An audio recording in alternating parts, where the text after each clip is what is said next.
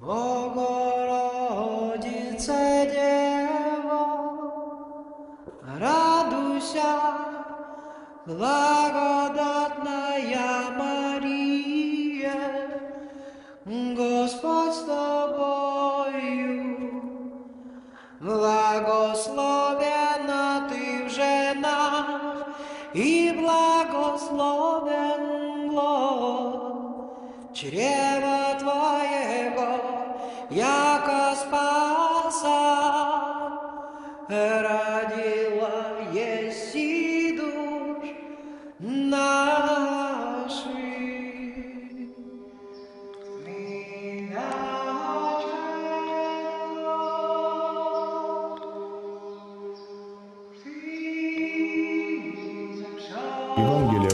Il y a dans l'Évangile deux compréhensions essentielles à l'aide desquelles la révélation d'un même miracle semble être transmise.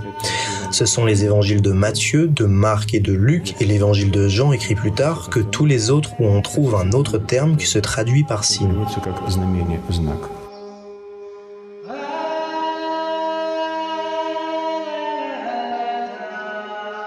Один из путей соединения с Богом – икона. Une des façons de se connecter à Dieu est une icône. Quand un malheur arrive ou pour partager une joie, nous nous tournons vers les images du Christ, de la très sainte Mère de Dieu et des saints, pour que celle-ci nous réchauffe d'un regard aimant et nous sauve. Pour un cœur croyant, ce sont littéralement des fenêtres vers le royaume des cieux. C'est justement un tel cœur qui a permis que se manifeste une icône étonnante, la Mère de Dieu de tendresse, à travers laquelle la Sainte Vierge fait jusqu'à présent des miracles.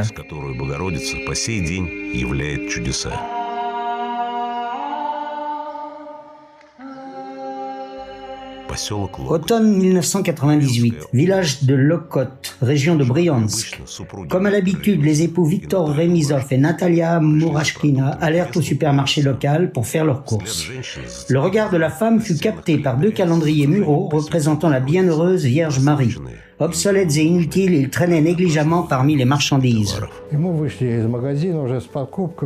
Nous étions déjà sortis du magasin avec les achats lorsque Natalia s'arrêta et dit « Je reviens ». Je lui dis « Je ne comprends pas pourquoi tu retournes, il semble que nous ayons tout acheté ». Elle dit « Non, j'ai remarqué un calendrier avec l'image de la Mère de Dieu sur le comptoir et il y a des marchandises dessus. L'image de l'icône en est souillée. »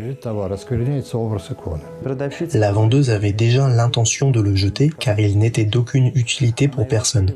Elle l'acheta pour empêcher la profanation de l'image de la Mère de Dieu. Elle le ramena à la maison et après avoir découpé le calendrier, elle l'accrocha telle une icône.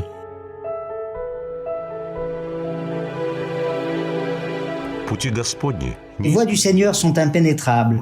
L'image de la Mère de Dieu, dite de tendresse, fut installée dans la maison de ses sauveurs. Et peu de temps après, la Mère de Dieu vint elle-même ici. La vie des habitants de Briansk changea radicalement. La première personne à être confrontée au miracle fut Natalia. Cela se produisit pour la première fois le 2 novembre 1998. Elle était chez elle ce jour-là. Elle était en arrêt maladie parce qu'elle avait un très gros rhume. Son nez était bouché. Étant à la maison, elle lisait le livre de Fomin, La Russie avant le second avènement. Il n'y a pas de hasard dans cette histoire. Après tout, comme on dit, qui croit au hasard ne croit pas en Dieu. Natalia venait de terminer la lecture du chapitre sur le frère Joseph Munoz Cortez, gardien de l'image miraculeuse de la Mère de Dieu d'Iviron de Montréal. Nous parlerons de ce lien étonnant un peu plus tard. Frère Joseph est mort presque un an exactement avant les événements décrits. Mais revenons à Lokot. Au même moment, elle sentit un parfum. Puis elle se dit, étant médecin, comment puis-je sentir un parfum alors que je suis malade avec le nez bouché ? Le samedi, soudainement, après 8 heures du soir, près de 21 heures, une odeur incroyable se répandit dans toute la maison. Une épaisse odeur inhabituelle se répandit dans toute la maison. Le parfum divin révéla par là même la présence du Saint-Esprit et effraya quelque peu la maîtresse de maison. Natalia commença à chercher d'où venait cet arôme incroyable. Et elle réalisa que c'était la lithographie de l'icône de la tendresse. Sur la feuille de papier apparurent telles des larmes, des gouttes d'un liquide huileux parfumé. L'image diffusait de la myrrhe. Mais au fait, Qu'est-ce que la myrrhe? La myrrhe est une substance surnaturelle, huileuse, visqueuse, qui de plus émet un parfum. Ma grand-mère était en fait une personne spéciale. Elle fut, après la guerre, pendant de nombreuses années, et jusque dans les années 60, fille de chœur de l'une des églises de la ville de Saint-Pétersbourg. Et lorsque fut soulevée la question sur ces miracles qui se produisent avec des images, des icônes, de la myrrhe, je me souviens très bien des paroles de ma grand-mère Maria, qui me disait « Tu sais, Vanichka, il n'y a pas lieu de se réjouir de cela. Lorsque les icônes sointent, le Seigneur Dieu, à travers ce flux de myrrhe, nous envoie un avertissement. Il veut nous protéger par ce miracle de quelque chose de très grave. Que ce soit dans la famille, dans la maison ou bien dans le pays. Apparaît de l'huile, odorante ou pas, sur certaines icônes de façon inattendue. Mais j'ajoute immédiatement que chez les païens, ce phénomène se produit également, sur les pierres sacrées, les arbres, n'importe où. Ce phénomène de production d'huile est un processus spirituel qui n'est pas propre à notre orthodoxie.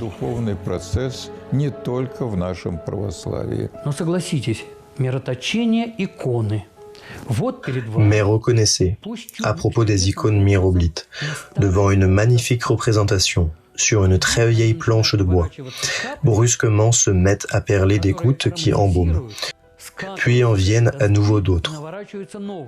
Cela fait naître un sentiment de crainte. Виктор и Наталья растерялись.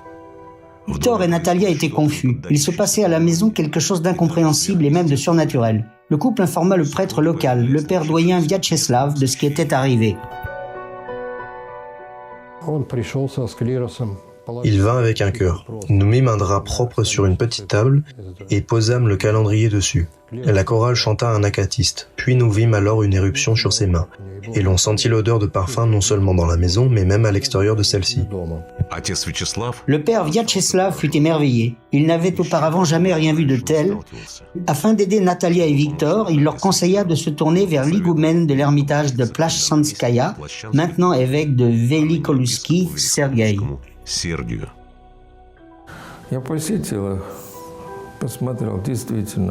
Je m'y rendis et j'ai regardé. C'est en effet incroyable, vraiment incroyable. Une telle œuvre de Dieu, un miracle, que de l'icône s'écoule littéralement cette myrrhe, c'est incroyable. C'est du papier. Богородица проявляет свое отношение к нам La Mère de Dieu manifeste son attachement à nous par des dons spécifiques, et en particulier par l'écoulement de la myrrhe. в разных образах. Cet écoulement peut se produire sous diverses formes. Она может истекать J'en ai été moi-même le témoin. La myrrhe peut sointer de l'icône et répandre divers parfums. La rose surtout, lorsque les enfants viennent à elle. приходит к ней. Или покрывать Elle peut aussi recouvrir d'une fine pellicule tous les alentours, les murs, les phosphores. вокруг и стены, и иконы, и просворы.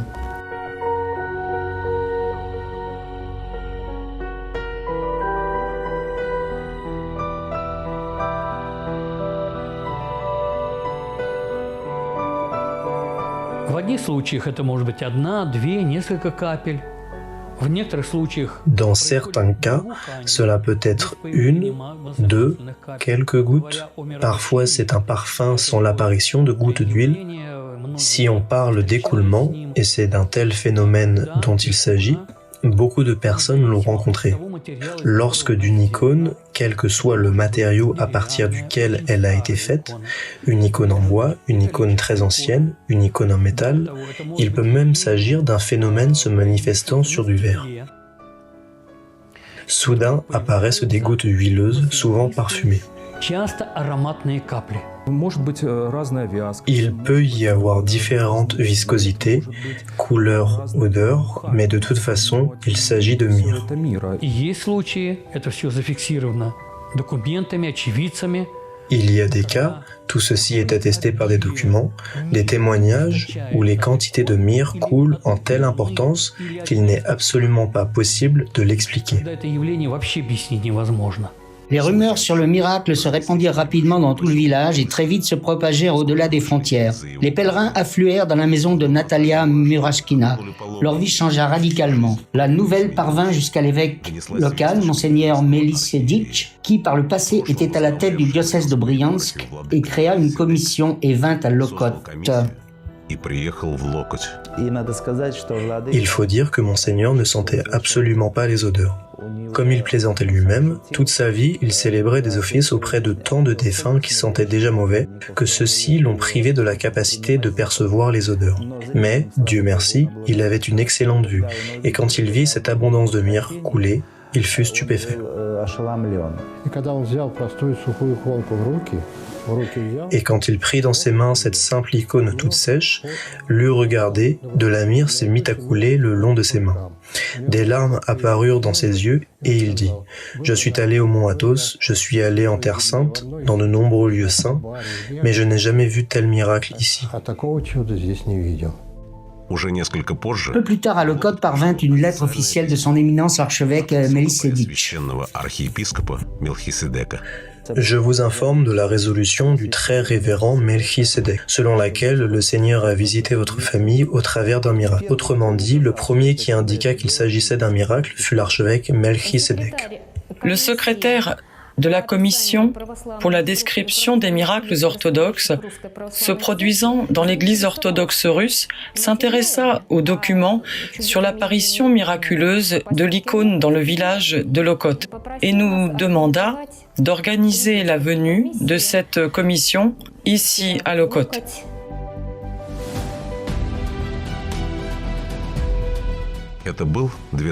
C'était en 2004. Parlant de miracles et du phénomène de la myrrhe qui s'écoule, l'archiprêtre Alexandre Trochine se souvint de son voyage à Lokot. Dans le cadre d'une commission scientifique agréée par le patriarche de l'Église orthodoxe russe et de toute la Russie sous la direction de l'académicien Pavel Florensky, le révérend père alla prendre connaissance du miracle dont on parlait tant. Lorsqu'on apprit qu'une commission venait chez nous, nous avons poussé un soupir de soulagement. Enfin, toutes les attaques contre nous disparaîtraient, que nous faisions prétendument cela pour devenir célèbres ou pour devenir riches. Lorsque la commission arriva, ce fut évidemment quelque chose de surnaturel. Je pense qu'il n'y eut jamais telle quantité de myrrhe quand cela arriva, ni avant ni après. On te montre, voici une icône en papier de laquelle coule de la myrrhe et une soucoupe entière remplie de myrrhe. Voici le mur sur lequel est accrochée l'icône de laquelle coule la myrrhe, qui coule aussi sur le mur tant il y a de myrrhe, de liquide huileux.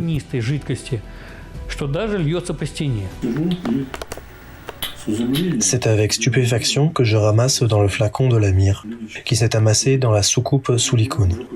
Et la myrrhe réapparaît de nouveau sous nos yeux. Toutes les icônes étaient comme couvertes de rosée de myrrhe, alors qu'elles étaient sèches il y a encore quelques minutes.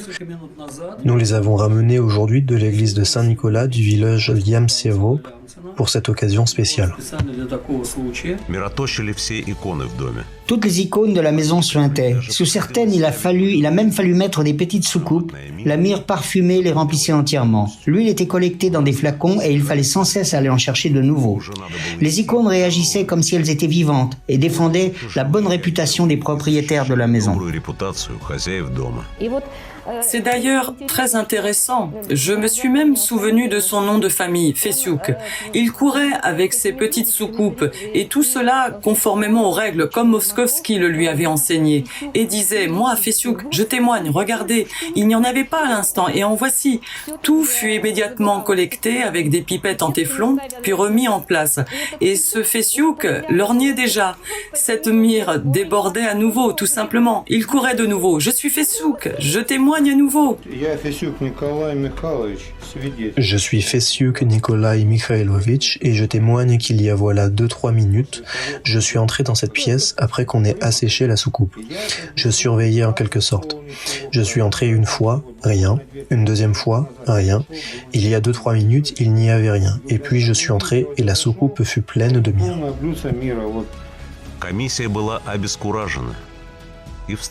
La commission était découragée et inquiète. Et si c'était un trucage, une arnaque? Et si c'était vraiment un miracle, qui confirmera que c'est de Dieu?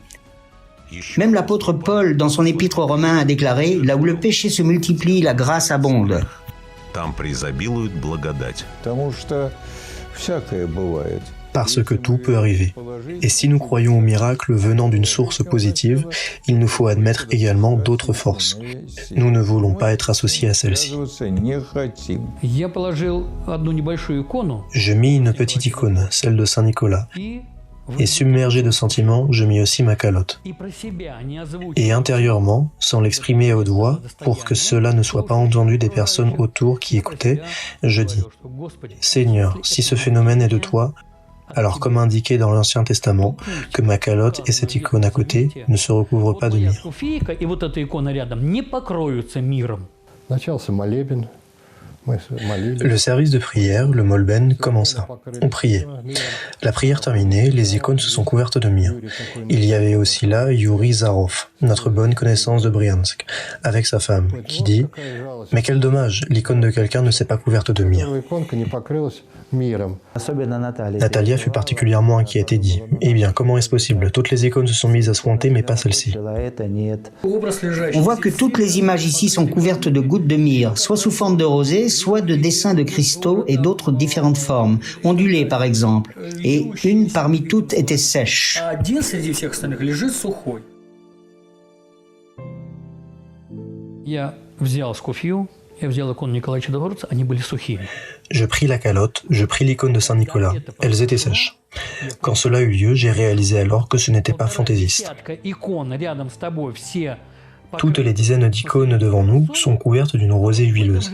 Mais, dans la même rangée, ma calotte et la petite icône de Saint-Nicolas n'ont aucune goutte. Vous savez, j'étais muet. Il n'y avait plus rien à dire. Il était effrayant de parler. Говорить было страшно. Икона Божией Матери L'icône de la Mère de Dieu tendresse de Locotte est un miracle en soi. Dans le monde entier, c'est la seule image recto verso.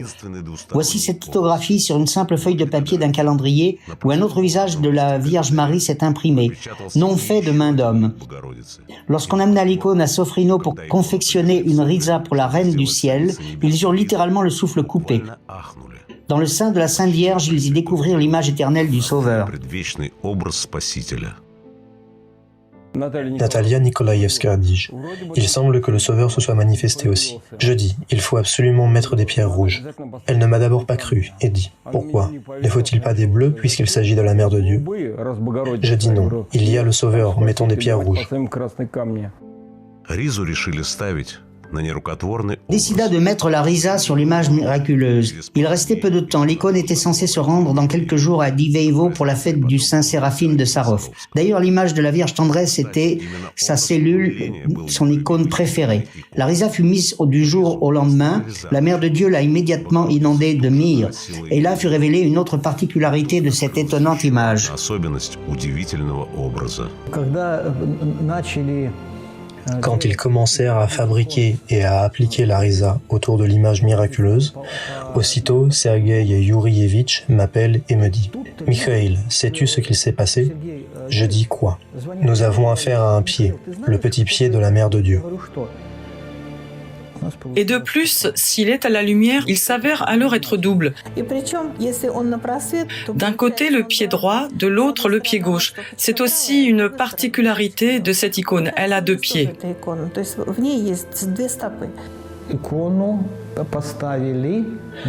On plaça l'icône sur la chaise.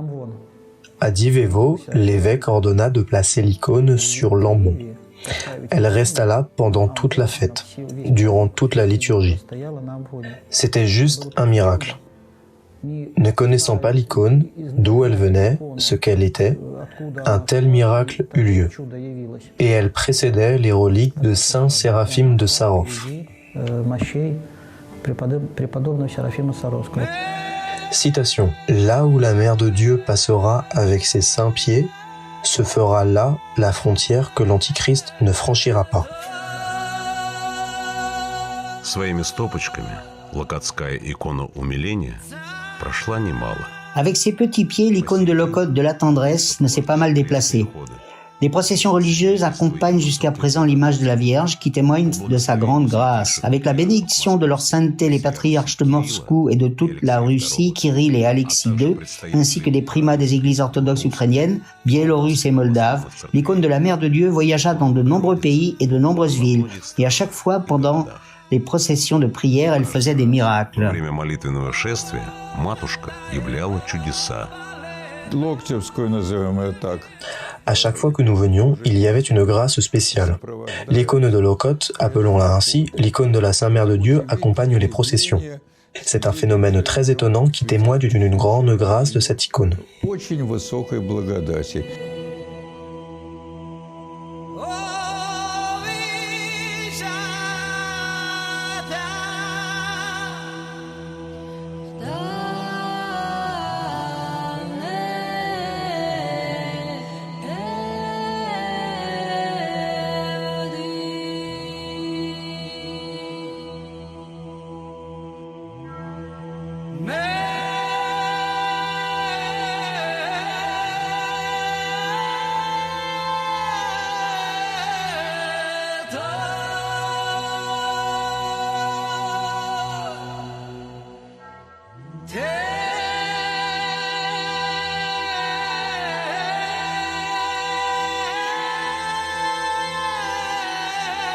Особая благодать каждый раз, когда мы приезжали, мы, во-первых, видели... Tout d'abord, nous tombions dans une sorte d'atmosphère absolument inhabituelle.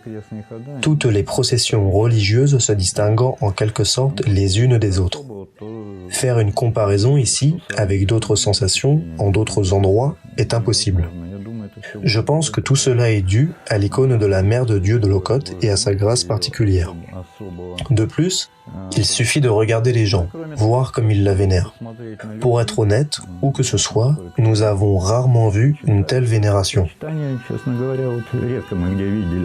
Каждый крестный ход с иконой умиления – это бурлящая людская... Chaque cortège avec l'icône de la tendresse est une marée humaine bouillonnante. Un flot de centaines d'orthodoxes bravant les conditions météorologiques parfois difficiles et des dizaines de kilomètres et qui suivent la Mère de Dieu avec prière et foi dans leur cœur. En 2003, la procession de Sarov se dirigea vers Diviveo. De plus en plus de nouvelles personnes se mêlaient au cortège et l'image de la tendresse de l'icône de Lokot se retrouva miraculeusement à la tête du cortège de milliers de personnes en prière.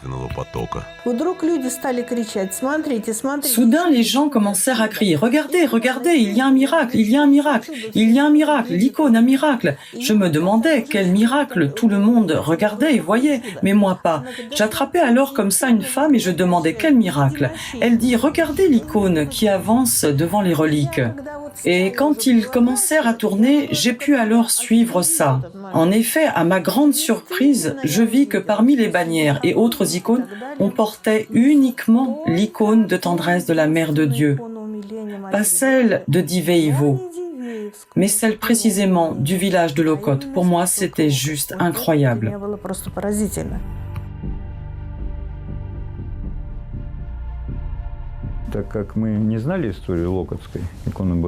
Ne connaissant pas l'histoire de l'icône de la Mère de Dieu de Lokot et son apparition, nous n'avions aucun doute que c'était bien l'icône de la cellule de Séraphim de Sarov que l'on portait. Et on la priait comme telle. Cela signifie tout simplement qu'avant, maintenant et peut-être plus tard, elle la remplacera encore. Donc, sans être à Divevo, elle remplace pour ainsi dire, dans le monde entier, le prototype de l'icône de la tendresse. Когда мы ее носили, по Сызрани мы ее носили, старались крестным ходом, именно пешком, именно с людьми. Nous essayons toujours de porter l'icône en procession. À pied, justement, avec les gens, on la portait accompagnée de chants. Et dans chaque église, elle se comportait différemment. C'est pourquoi cela nous a surpris. Autrement dit, s'il y a une prière ardente des paroissiens, alors le prêtre l'attendait et priait avec anxiété pour qu'elle visite son église. Elle répandait tellement de myrrhe que même les enfants étaient surpris. Крестоходцы Les gens de la procession étaient illuminés par la grâce, telle une bougie et sa flamme. Un jour apparut dans le ciel clair au-dessus des marcheurs une croix blanche nuageuse. La présence de la Vierge Marie semblait devenir visible à tous. Des miracles d'une fois à l'autre. Il semblait que depuis très haut, la Mère de Dieu étendait sur les croyants une épaisse toile de son saint homophore, qu'elle enveloppait l'âme de chacun avec tendresse et chaleur. Обволакивает душу каждого нежностью и теплом. Столько молитв впитано в эту икону. Tant de prières sont imprégnées dans cette icône, tant de demandes, tant de mots de gratitude. Parce qu'elle est ressentie avec le cœur, que voilà, elle est vivante. Вот она живая. Когда на нее смотришь, у тебя такое впечатление, что ты стоишь рядом с Божьей Матерью. Quand on la regarde, on a cette impression que l'on se tient à côté de la Mère de Dieu.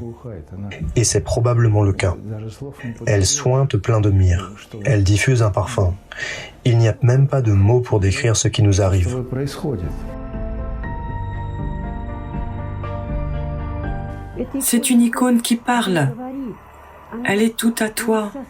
Elle participe à ta vie.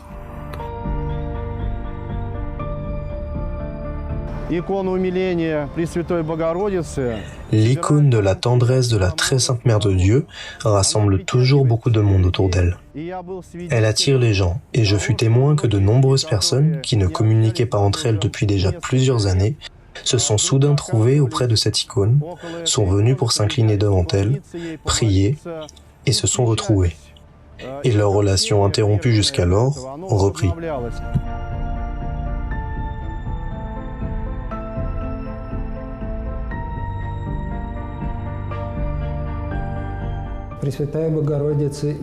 La très sainte Mère de Dieu est à la fois la protectrice de la famille et la protectrice des enfants. C'est-à-dire que dans chaque procession religieuse, la prière à la très sainte Mère de Dieu est la chose la plus nécessaire. Et ce n'est pas un hasard si chaque procession se termine par une prière à la très sainte Mère de Dieu. Très sainte Mère de Dieu, accepte la prière de tes serviteurs et délivre-nous de tout besoin et de tout chagrin. Люди преображались, происходили чудеса. Les gens se transformaient. Il y avait des miracles, pas seulement l'écoulement de la myrrhe de l'icône, mais des guérisons de personnes, d'enfants. Ainsi, un jeune homme de notre université est venu en apportant avec lui un diptyque avec de petites icônes du Sauveur, de la Sainte Mère de Dieu et de Saint Nicolas faites en plastique, simple, pas cher. Et, soudainement, commence à couler de la myrrhe tellement fort. De la myrrhe coule sans arrêt. Et ce jeune homme restait debout et pleurait. Il voit le miracle mais ne peut le concevoir ou l'arrêter. Et cela rentre dans le cœur, dans la mémoire. C'est impossible à oublier. Врезается в сердце, в память. Это невозможно забыть. Стал свидетелем очень многих чудес, перечислять которые... Je suis devenu le témoin de très nombreux miracles qu'il est impossible de tous les énumérer tant il faudrait de temps. Ceci dit, je suis devenu le témoin du miracle le plus important, celui du renforcement de la foi, de la conversion de personnes certainement non croyantes ou perdues vers la foi orthodoxe. J'ai vu à quel point la grâce de Dieu et l'amour de la Reine des cieux étreignaient le cœur des personnes priantes, que ces dernières étaient profondément émues. Я помню, во время Je me souviens que pendant le chemin de croix à Divevo, dans une des églises, j'ai apposé à côté d'elle une petite icône de Saint Séraphime de Sarov, qui a tout de suite sointé la myrrhe. Phénomène qui a continué encore un certain temps, déjà arrivé chez moi. Чудо – это свидетельство благодати Божией. Un miracle est un témoignage de la grâce de Dieu envers plusieurs personnes ou envers un individu. Je pense que de nombreux miracles sont cachés par le mystère, car il s'agit d'une communication intime d'une personne avec Dieu. Человека с Богом.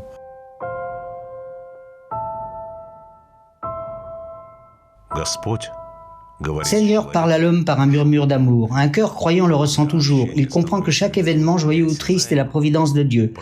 Mais lorsque la communication devient visible et palpable, des miracles se produisent. Ainsi, partout où apparut l'image de la tendresse de la Mère de Dieu de Lokot, il eut des réponses aux questions, des guérisons de graves maladies, la présence invisible et constante de la Reine du Ciel toute proche. И вот здесь начинается момент, Et c'est alors qu'arrive le moment où nous dépassons une certaine frontière, où nous commençons à vivre dans le miracle, dans l'aide de la très sainte Mère de Dieu, ou selon ses instructions pour nous. изумлений для нас.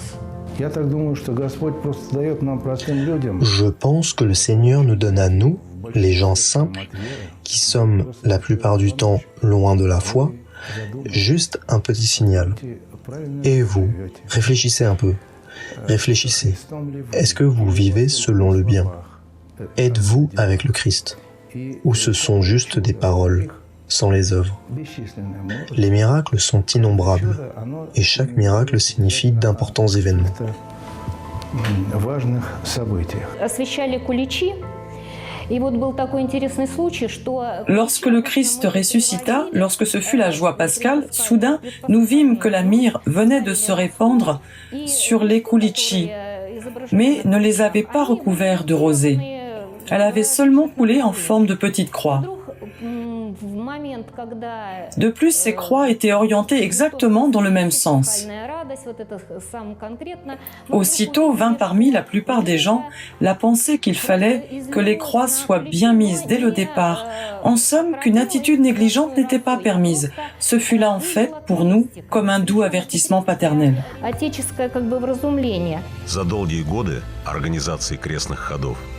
Depuis de nombreuses années, lors de l'organisation de processions religieuses avec l'icône de la tendresse, s'est développée une tradition, celle de demander une date et un itinéraire à la Mère de Dieu. Après le service de prière devant l'icône miraculeuse, plusieurs propositions sont inscrites sur un papier. Pendant le service religieux et après celui-ci, la Mère de Dieu bénit l'un d'entre eux et la myrrhe descend sur la feuille sélectionnée. Ainsi, en 2009, à la surprise des organisateurs, la myrrhe indiqua comme itinéraire la Moldavie et l'Ukraine et fixa une date le 7 avril. И выделила дату 7 апреля.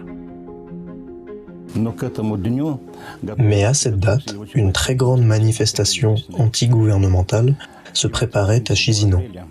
Et en ce jour du 7 avril, quand le métropolite de Moldavie ainsi que le président Voronin prièrent devant l'icône pour l'octroi de la paix au peuple de Moldavie, au même moment, sur le parvis, autour de la cathédrale, une foule se rassemblait.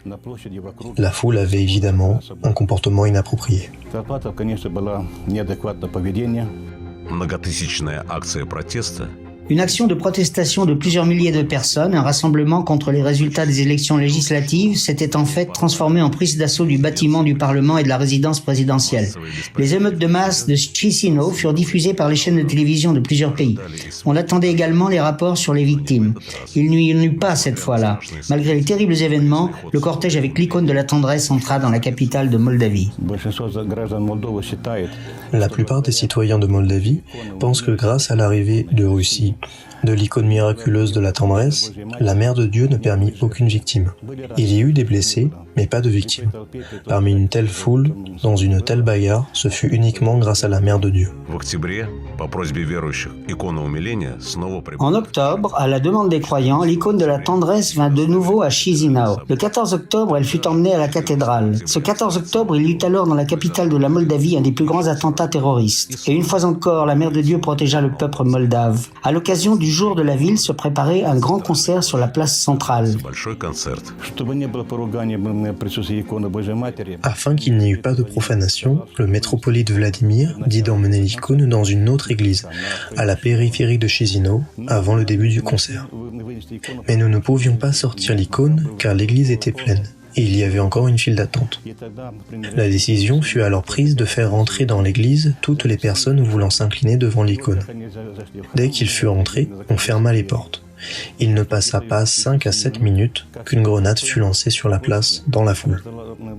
Une grenade de combat offensive. Les personnes bien informées savent que c'est une grenade de combat. Il y eut environ 30 personnes blessées, mais pas une seule blessure ne fut mortelle.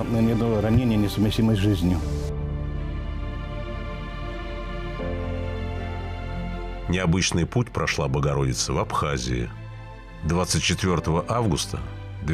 La Mère de Dieu parcourut un chemin inhabituel en Abkhazie.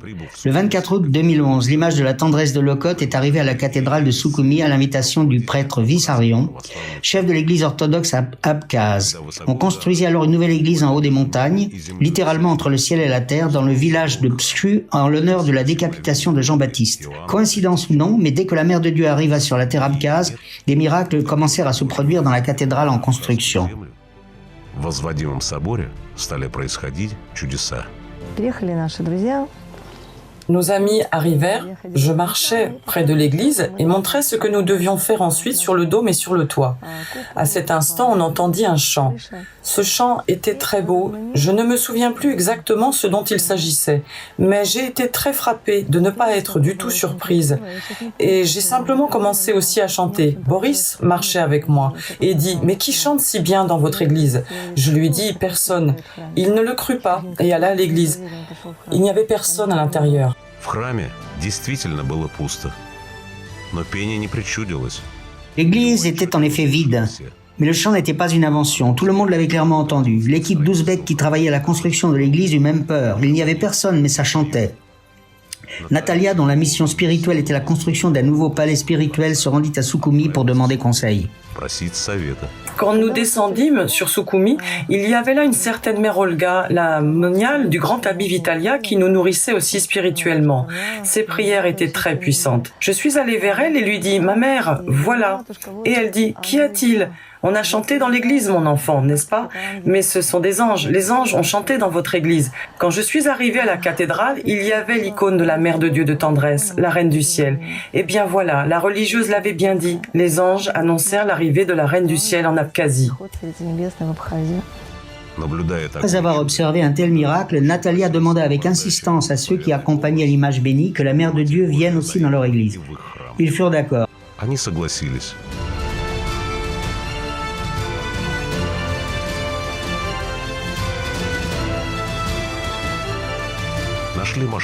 Ils trouvèrent un véhicule et apportèrent l'icône de la tendresse à Pxu en haute montagne. Il eut un service de prière avec la bénédiction des eaux. Les moines ermites descendirent, les moniales du skit vinrent également, ainsi que les locaux. Et nous, en procession, nous fîmes le tour de notre église, récitant la prière de Jésus et la règle de prière à la Sainte Vierge. Il n'y avait toujours pas de porte, pas de fenêtre.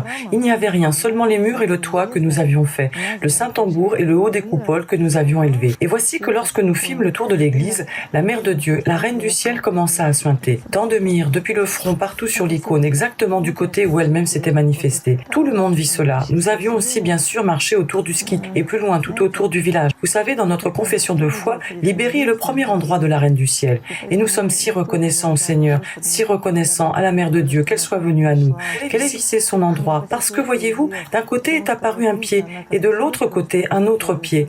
La Reine du ciel marche à l'aide de ses pieds. En somme, elle est elle-même venue vers nous, a fait le tour de notre église et c'est pourquoi nous sommes très reconnaissants. C'est une grâce de Dieu.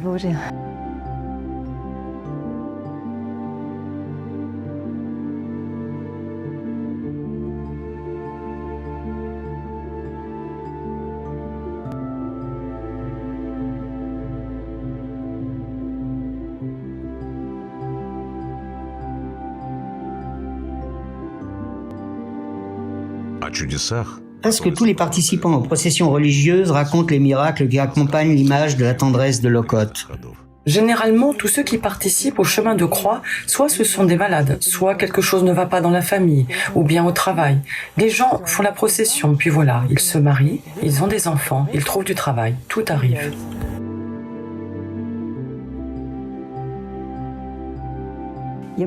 J'étais si heureuse de me tenir devant cette icône, de penser à quel point le monde entier veut venir ici, et moi assise ici, librement, pouvant dire absolument tout ce qui me préoccupait.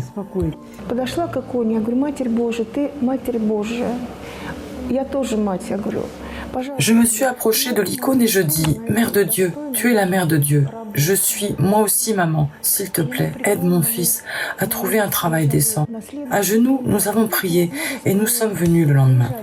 Nous venions dès que nous avions du temps libre, à genoux, avec des larmes. J'invoquais la Mère de Dieu.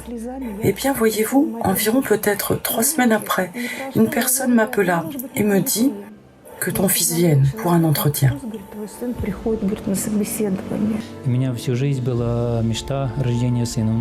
Toute ma vie, je rêvais d'avoir un fils.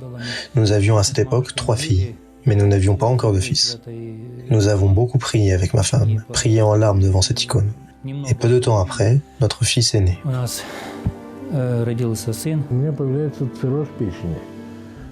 J'ai eu une cirrhose du foie. Une cirrhose du foie avec complications qui me transperçait le ventre. Et selon les statistiques, c'était l'un des derniers stades de la cirrhose. Nous sommes venus ici et Natalia Nikolaïevna nous a donné de la myrrhe. Ils prièrent pour moi, je priais, nous avons tous prié, et le matin, à jeun, je me suis mis à boire de la myrrhe que nous avions diluée avec de l'huile d'olive. Je buvais 1 cuillère à café chaque matin, et j'ai commencé à changer.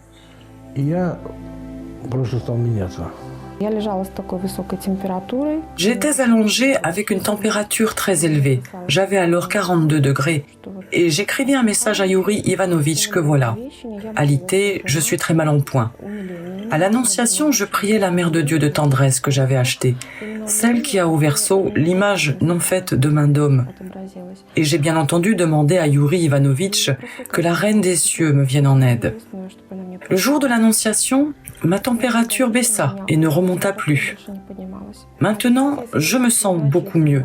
En fait, c'est passé, je n'ai plus rien. J'étais impressionnée d'être dans des endroits aussi incroyables, endroits associés au nom des pères spirituels les plus célèbres.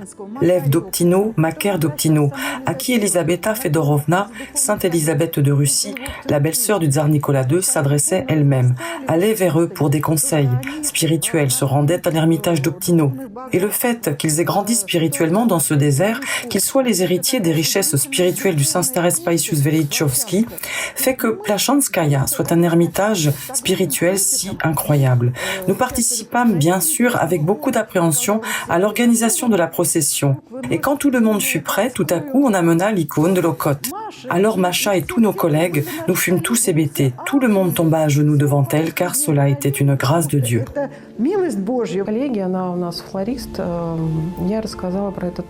J'ai parlé de cette image à une collègue fleuriste chez nous. Elle était assez sceptique.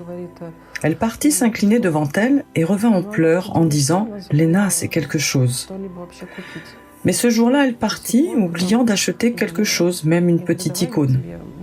Je lui dis alors « Ne t'en fais pas, quand je serai là-bas, je me procurerai de l'huile contenant de la myrrhe de la Mère de Dieu. » Je lui ai acheté cette huile et lui ai remise au travail. Le lendemain, elle m'appelle et me dit « Léna, c'est incroyable ». Elle avait de l'allergie au visage, des tumeurs inflammatoires des deux côtés. Elle les a oints et le lendemain, son visage était parfaitement net. Il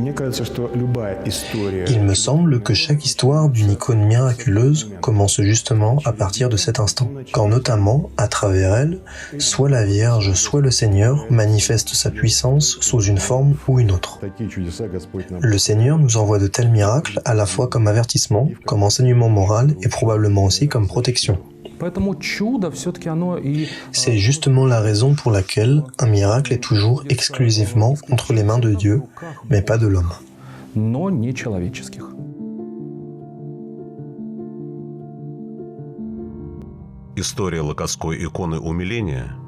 L'histoire de l'icône de Lokot de la tendresse est comme tissée de miracles, non seulement ceux visibles et ressentis, mais aussi ceux qui par un fil invisible lient l'image à d'autres saints.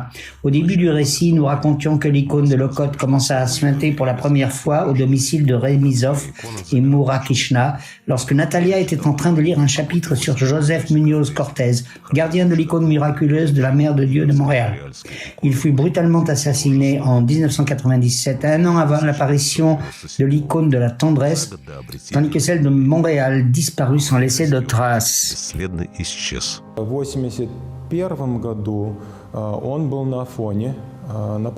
En 1981, il était en pèlerinage au Mont Athos et se trouvait dans une cellule où l'icône de Montréal, justement, avait été dessinée.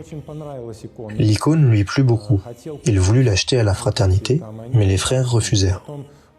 Puis, les quittant avec tristesse, il voit l'higoumène courir vers lui et lui dire « Attends, attends, la Mère de Dieu dit qu'il faut te donner l'icône. » Ainsi, la Mère de Dieu fit savoir à l'higoumène qu'elle partirait avec lui entre ses mains.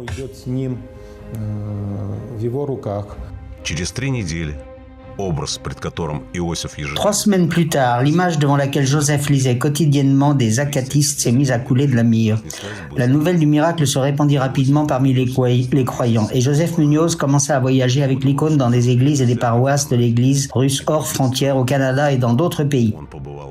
Il a été en Amérique du Sud, en Europe, en Australie. Il amenait l'icône miraculeuse dans les hôpitaux et les maisons de retraite, parfois même dans des appartements de simples paroissiens. Quand Joseph venait quelque part, il y avait alors une grâce et une miséricorde de Dieu inhabituelle.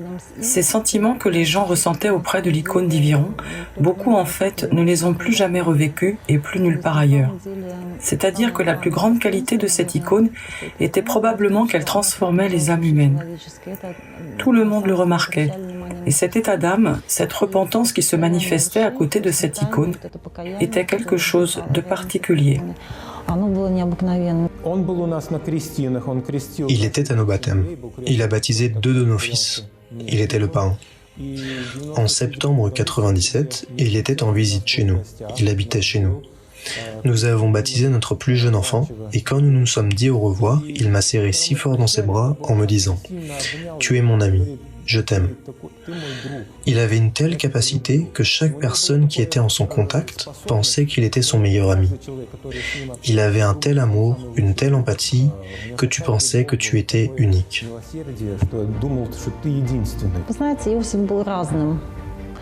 Vous savez, Joseph avait divers traits de caractère. Je ne peux pas dire qu'il avait un trait défini. Peut-être avait-il probablement un trait distinctif. Son mot préféré qu'il utilisait très souvent dans la conversation, le mot « compassion ». Joseph pouvait avoir divers traits de caractère et il était, selon la parole apostolique, tout à tous. C'est-à-dire qu'avec une femme, il parlait de manière féminine, avec un enfant, il jouait comme un enfant, avec les hommes, il raisonnait comme un homme. C'est pourquoi il était intéressant pour tout le monde d'être avec lui, et chacun ressentait qu'il était spécial dans sa vie. Joseph Munoz disait souvent qu'il ressentait un lien particulier avec la Russie. Dans une des interviews, il s'est même carrément qualifié de russe. L'icône d'Iviron s'est mise à suinter du Miron presque un an après la glorification de la famille impériale et d'autres nouveaux martyrs russes par l'église russe hors frontières. Joseph disait que Dieu a révélé ce miracle pour le sang versé par les nouveaux martyrs. Oui, ce miracle est apparu chez nous. Cela a une grande importance pour le peuple hors frontières. Mais je pense que sa signification la plus importante est d'aider à fortifier et à diriger les Russes de Russie vers le salut. La Russie ressuscitera et de sa lumière illuminera le monde entier car il n'y a pas un seul peuple ayant autant souffert pour le Christ que le peuple russe. Il existe donc ce lien spirituel et le fait que ce soit justement l'endroit où on peut dire que s'unissent nos peuples slaves. La Biélorussie, l'Ukraine, la Russie. Tout est providentiel. La continuité de la Mère de Dieu d'Iviron, de Montréal et de Locotte est bien sûr assurée. Pour combien de temps, pour l'instant, Dieu seul sait. En fait, j'ai toujours très peur, disons, de certains jugements catégoriques, parce que pour certaines choses, il faut juste du temps. Mais le fait que l'icône se soit mise à suinter aussi miraculeusement, un an après la mort de frère Joseph, et le fait qu'à côté de l'icône, il y ait une telle grâce, un tel nombre de personnes qui viennent et reçoivent de l'aide, non pas dans les maladies physiques, comme ce fut aussi le cas avec l'icône d'Iviron, mais notamment dans la guérison spirituelle. Vous savez, j'ai aimé l'autre jour quand le prêtre, lors d'un sermon, a dit que notre mission pour les derniers temps était de ne pas devenir fou et de ne pas perdre la foi.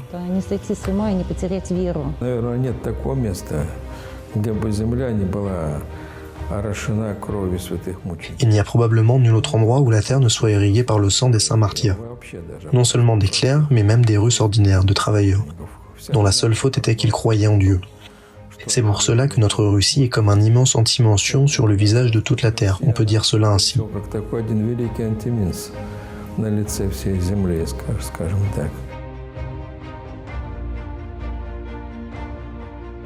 Локоть. Точка отправления нашего рассказа. Lokot, le point de départ de notre histoire, ne fait pas exception. La lourde et même sanglante histoire du village est inextricablement liée au nom du saint martyr, le grand-duc Mikhail Romanov, frère du tsar martyr Nicolas II. Lokot faisait partie avant la Révolution de son domaine que Mikhail Alexandrovitch aimait beaucoup et où il allait rendant visite à sa femme.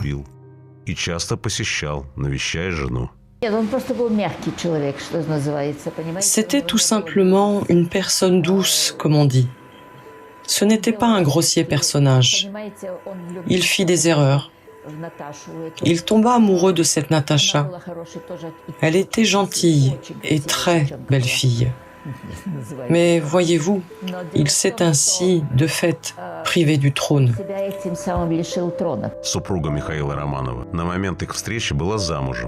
Princesse Natalia Brazova, l'épouse de Mikhail Romanov, était mariée au moment de leur rencontre. Le tsar ne consentit pas au mariage. L'héritier du trône désobéit. L'amour avait gagné, mais il perdit le trône, et avec lui tous les droits attribués au nom impérial des titres, et même le droit de se rendre en Russie.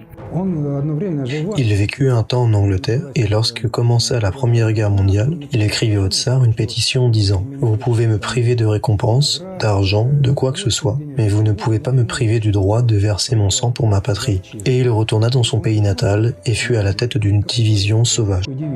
Дикая дивизия. Конгломерат буйных и необузданных.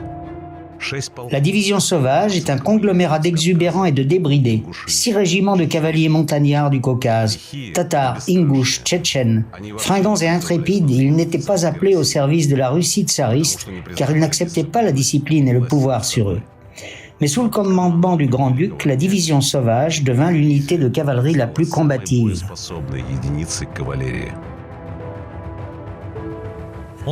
Il était toujours là où c'était dangereux et où l'ennemi avait propagé un feu destructeur.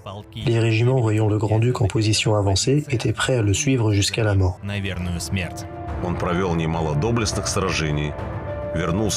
Il mena beaucoup de vaillantes batailles, retourna dans son pays natal en Russie, où, dans le pays en 1917, prit fin le règne monarchique.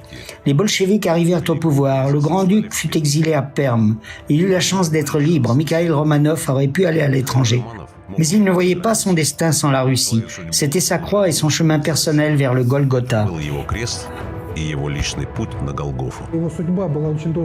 Son destin fut très longtemps inconnu. Il avait disparu en quelque sorte pour le monde entier. Mais en réalité, les tchéquistes l'avaient emmené, lui et son secrétaire Johnson, dans les bois et l'ont fusillé.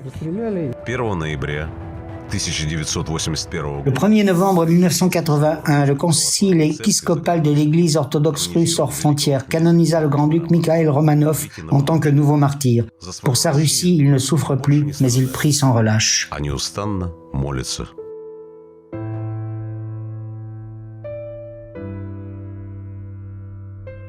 Повествуя удивительную историю образа умиления, Lorsqu'on raconte l'étonnante histoire de l'image de tendresse voyageant au travers de liens spirituels invisibles avec d'autres saints éléments, il est impossible de ne pas se souvenir du serviteur de Dieu, le Saint-Père Meletios. Il est né en 1878 à 20 km du village de Lokot. La nombreuse famille de mines était très pieuse. Ils se réunissaient souvent pour lire l'Évangile. Les parents enseignaient à leurs enfants que le sens principal de la vie était le salut de l'âme et l'acquisition du royaume de Dieu. спасение души и обретение Царствия Божьего. Lui et son père s'endormirent après le travail sur le poêle, et Matthieu commença à prier. Soudain, il vit comme au-dessus d'eux le toit disparaître, et il vit des visages de démons terrifiants lui interdisant de prier. Il eut très peur, et l'ange lui dit « Lis le Notre Père ». Il commença à le lire, et tout disparut. Quand son père se réveilla, il lui raconta tout, mais son père ne fut pas surpris. Il lui dit que c'étaient des démons, mais de ne pas avoir peur, car même les démons témoignent de Dieu. Отец Милетий был невероятно добрым. Le père Meletios était incroyablement bon, humble et pieux. Il aidait tout le monde et était clairvoyant. Il nous a quittés en 1981. Les miracles qui lui sont étroitement liés se produisent jusqu'à ce jour. En 1997, dans le village de Lokot, on acquitte l'icône miraculeuse de la Mère de Dieu Tendresse.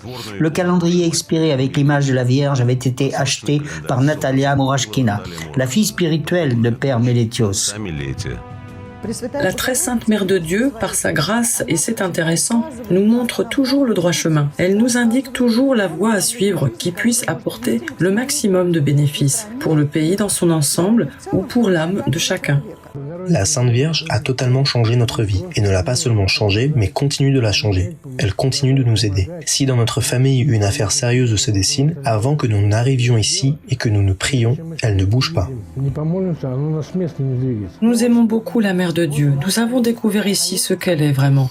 Elle est très miséricordieuse, bonne, qu'elle se soucie de nous tous et de nos enfants. Comme nous le sommes pour nos enfants, ainsi elle l'est pour nous. Elle rétablit tout. Elle est toujours avec nous. Et on peut même dire qu'elle est devenue une partie intégrante de notre existence. Et vous ne pouvez pas imaginer comment à chaque fois les porteurs de bannières attendent le mois de juin pour faire à nouveau une procession, pour se plonger une fois de plus dans cette atmosphère étonnante de grâce que l'icône diffuse autour d'elle. Mon icône personnelle de la tendresse de la Mère de Dieu que j'ai appliquée à celle de Locotte s'est mise à suinter. Ce que nous recevons de la Mère de Dieu, nous ne le recevons de personne. D'elle vient une grâce spéciale, une bienveillance spéciale. L'icône de la tendresse a été 3 fois en Moldavie. L'opinion des croyants, ce qu'ils ressentent vraiment, c'est que c'est une Vierge vivante. Ils ont vraiment l'impression qu'elle unit. Quand les gens demandent à propos de cette icône, ils posent la question « En quoi est-elle différente des autres icônes ?» Il y a des milliers d'icônes de la Sainte Mère de Dieu. Je me souviens de la particularité de cette icône. Quand tu t'approches d'elle, tu vas vers elle avec tes questions, avec tes demandes, avec tes désirs, et tu veux que la Sainte Mère de Dieu t'entende et qu'elle t'aide. Pour certains, la santé, pour d'autres, un enfant, pour certains encore la famille, d'autres le travail ou d'autres choses. Ce n'est pas important. Chacun a ses questions. Mais comment elle réagit à chacun, c'est étonnant. Ce n'est pas essentiel de faire un long service de prière. Il suffit de s'engager sur le chemin vers elle, vraiment vers elle. Peu importe où elle se trouve, soit dans la chapelle, à Moscou, à Saint-Pétersbourg, à Koursk, à Divevo, il suffit que tu te diriges vers elle, que la Sainte Mère de Dieu t'attende déjà. Elle voit où tu es et elle commence à t'aider tout de suite. Dès que tu t'assois dans la voiture, les gens commencent à t'appeler et l'aide arrive, comme une évidence. Mais c'est impossible.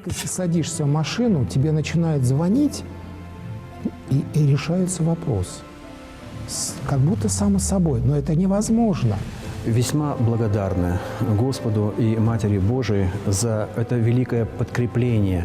Nous sommes profondément reconnaissants envers le Seigneur et la Mère de Dieu pour ce grand renforcement de notre faible foi, pour la miséricorde, pour les bienfaits reçus à travers ces saintes images, notamment à travers l'image de la très sainte Mère de Dieu, dite de tendresse. Bien entendu, nous nous réjouissons que la Vierge Marie soit toujours avec nous et qu'à travers son image, elle nous confirme les paroles du Seigneur. N'ayez pas peur, je suis toujours avec vous. Quand la Vierge manifeste son signe, sa grâce à travers l'icône de la tendresse, elle veut probablement dire quelque chose de très important au monde. Parce que dans notre monde, le concept de tendresse n'est absolument pas inclus dans le bagage verbal que nous utilisons quotidiennement. Nous utilisons d'autres termes. Le monde devient cruel, égoïste et bien pire, on cultive cela. La Sainte Mère de Dieu est la protectrice de la Russie et notre défenseuse. En ces temps spirituellement difficiles, comme actuellement notamment, il est tout à fait clair et visible que la Vierge se soit justement manifestée. Précisément à cette époque d'apostasie, de lutte à nouveau contre Dieu, de rébellion contre l'Église, contre la vérité. Ceci étant, disons, afin de fortifier le peuple de Dieu, ses enfants.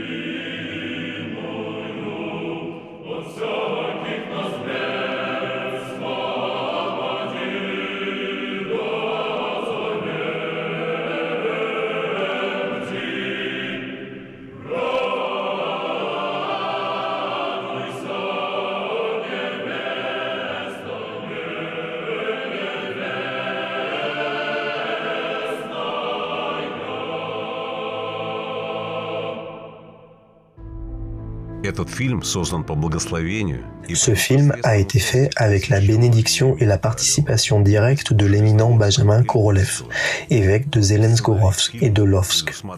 Sa participation personnelle au tournage était prévue dans le scénario du film, mais Monseigneur reportait à chaque fois l'interview et plaisantait en disant que quand nous nous approcherions de la fin du projet, alors il se prêterait à être dans le film. Mais, le 26 avril 2020, la vie terrestre du bienheureux évêque fut interrompue. Il avait 55 ans. L'évêque Benjamin eut le temps de faire beaucoup de bonnes actions. Il a construit et restauré beaucoup d'églises, assurant qu'ainsi la Russie renaissait. Il rêvait de nombreux monastères, du fait qu'on y priait sans cesse. Il essayait de ne jamais laisser aucune personne défavorisée sans attention. Le malheur de l'autre était comme si ce fût le sien. Il était toujours très heureux quand il voyait beaucoup d'enfants à l'église. Il les bénissait même tout particulièrement et voulait qu'ils soient élevés avec la foi dans le Seigneur.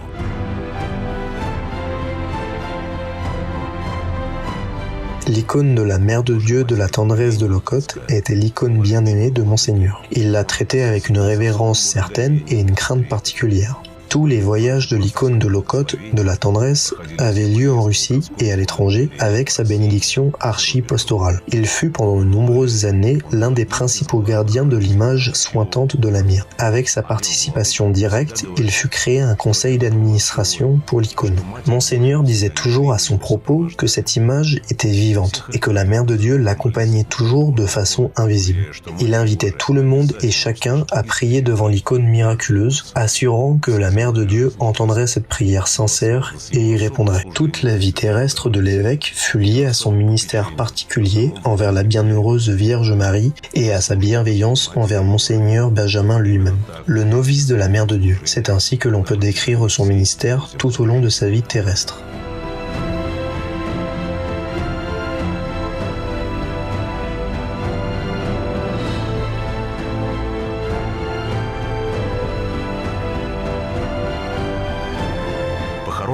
Monseigneur est enterré dans l'ermitage de Kousk de la Nativité de la Très Sainte Vierge où pendant de nombreuses années, il fut égoumène avant son élection à la chaire épiscopale. Sa tombe se trouve dans la partie de l'autel de l'église de la Nativité de la Bienheureuse Vierge. Mémoire éternelle au novice de la Mère de Dieu, à l'évêque Benjamin.